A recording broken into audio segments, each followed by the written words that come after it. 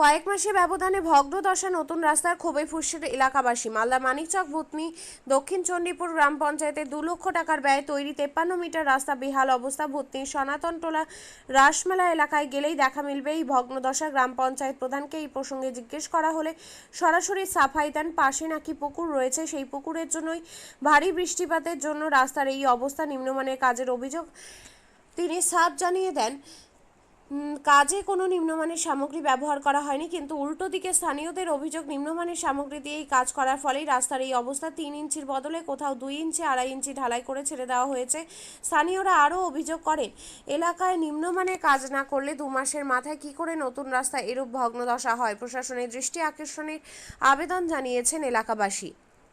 যেহেতু 3 মাস আগে কাজটা হয়েছে, হওয়ার পরে প্রচণ্ড বৃষ্টির কারণে রাস্তাটা ভেঙে গেছে।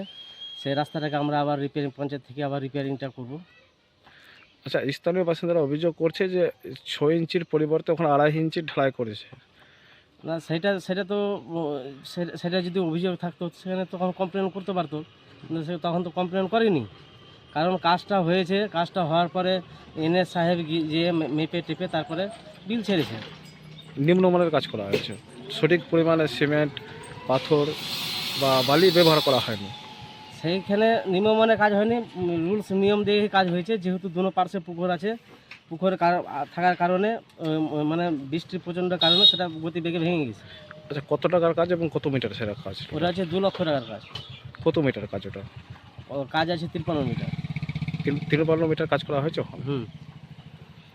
ওখানে অভিযোগ করে। হ্যাঁ, রাস্তা রিপেয়ারিং হয়ে যাবে, যেহেতু এই পঞ্চায়েতের ব্যাপার আছে। রিপেয়ারিংটা না ধরলে তো রিপেয়ারিং হবে না, রিপেয়ারিং ধরার পর রিপেয়ারিংটা হয়। ঠিক আছে, আপনার নাম এবং পদ বলবেন। খুব বেহাল অবস্থা এই রাস্তার উপরে। বর্তমানে যদি রাত্রিকালেরই যদি কোনো ওই অ্যাম্বুলেন্স গাড়ি যদি আসে, অ্যাম্বুলেন্স গাড়ি ওই সেই মাটাকে, গর্ভবতী মাটাকে অ্যাম্বুলেন্সে নিয়ে গিয়ে হসপিটালেও পৌঁছাতে পারবে না, এত দুর্যোগ রাস্তা। কি হয়েছে ওখানে? এই তো রাস্তাটা বৃষ্টির জলে ঢালাই করার 4-5 দিন, 1 সপ্তাহের মধ্যেই, দিনটা আমার মনে নাই, কিছুদিনের মধ্যে ঢালাই করে গেল। প্রথম বৃষ্টিতেই কিন্তু রাস্তাটা আপনা আপনিই ভেঙে পড়ে গেল। গ্রামবাসী সব প্রতিবাদ করেছিল যে অন্তত পক্ষে দোনো পার্শ্বে ওই রাবিশ দিয়ে বাঁধিয়ে দেওয়া হোক, যে আমাদের কিছুদিন চলাফেরা যাতে যে সুবিধা হবে, কিন্তু সেটাও করলো না।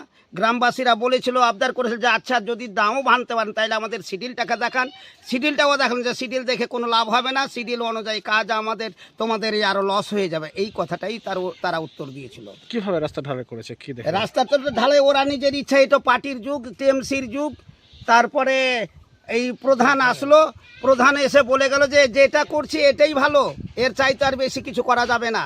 এই এলাকায় কতটা মানুষ বসবাস করে?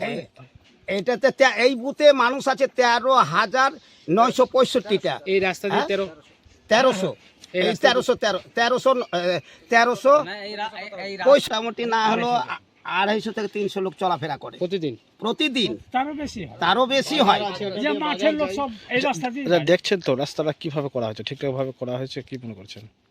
ঠিকভাবে করা থাকলে তো ভাঙতো কি না, ঠিকভাবে করা নাই বলেতে ভেঙে গেল। এই প্রতিবাদ আমরাও কোথাও যাচ্ছি, কেউ আশ্রয়ও দেয় না, যে কাকে গিয়ে বলবো, কার কাছে ডেপুটেশন করব, কেউ আমাদের কথায় সাড়া দেয় না। পঞ্চায়েতও বলেছিলাম যে কোনো লাভ হবে না, এই কথাই বলেছে। ছেড়ে দিয়েছি আমরা যে যেভাবেই থাকে কোনো রকম করে। রাত্রিবেলায় ওই গর্ভবতী মাদেরকে ধরে উড়ে নিয়ে যায়, দুদিকে দুডানা। তারপরে ওখানে যে 2/5/2025 ঢালাইটা করেছে, আর 23/5/2025 ঢালাইটা ভেঙে চুরমার হয়ে গেছে। এমন অবস্থা হয়েছে যে মানুষ চলতেও পারছে না, আরও অঘটন ঘটে গেছে, গাড়ি পাল্টি খেয়ে ভেঙে পড়েছে। এটা ঢালাই হওয়ার 21 দিনের মাথায় ঢালাইটি ভেঙে চুরমার হয়ে যায়। এই ঢালাই মাত্র 80 থেকে 90 হাজারের মধ্যে খরচ করে।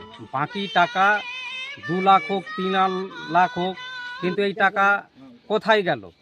এই টাকা পঞ্চায়েত থেকে, ঠিকাদার থেকে আত্মসাৎ করে নিচ্ছে এবং পাবলিকের অসুবিধা দাঁড়াচ্ছে। এলাকাটা কি? এলাকাটা হচ্ছে গ্রাম পঞ্চায়েত হচ্ছে দক্ষিণ চণ্ডীপুর, বুথ হচ্ছে Bhutni Chandipur high school, booth number হচ্ছে 104। এই জায়গাটার নাম কি? জায়গাটার নাম হচ্ছে সনাতন টোলা এবং নবদ্বীপ টোলা। তো এইভাবে ভেঙে পড়লো, কি মনে করছেন কিভাবে ঢালাই করা হলো এটা? এটা ঢালাই, আমরা যখন ঢালাই করে তখনকার যেভাবে ঢালাই করছে তখন আমরা প্রতিবাদ করেছি, গ্রামবাসী বলে প্রতিবাদ করেছি। আমাদের কথা শুনেনি, বলছে আমার স্কিমে যা আছে আমি তাই করছি। শিডিউল দেখেছিল আপনাদেরকে? না, শিডিউল আমাদের দেখায়নি। আমরা বলেছি শুধু একই কথা, এত 2 লাখ টাকার ঢালাই আছে, আমার যা আছে আমি করেছি, এছাড়া আমি কিছু করতে পারবো না। আর যেদিন ঢালাই করার কথা তার একদিন আগে মানে কাউকে না জানিয়েই ঢালাই করেছে। আপনারা জানতেন না? না, আমরা জানতাম না। কত ইঞ্চি ঢালাই হয়েছে দেখলেন তো? ঢালাইটা মাত্র 3.5 থেকে 3 ইঞ্চি ঢালাই হয়েছে। যেখানে 6 ইঞ্চি ঢালাইয়ের কথা সেখানে 3.5 ইঞ্চি থেকে 3 ইঞ্চি ঢালাই হয়েছে।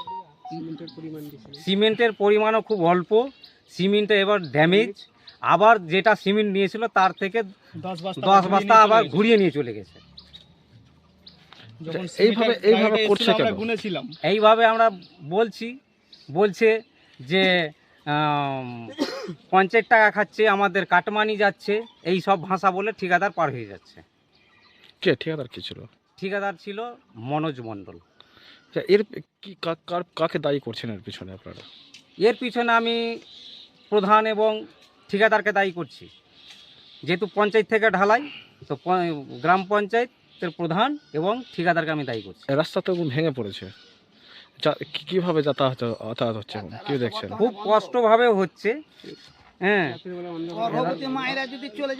গাড়িটা ঠিক মতো যাচ্ছে না। গাড়ি একবার ইটের গাড়ি যাচ্ছিল, পাল্টিও খেয়েছে। হ্যাঁ, খুব অসুবিধা, খুব সাবধানে চলাফেরা হচ্ছে এখন।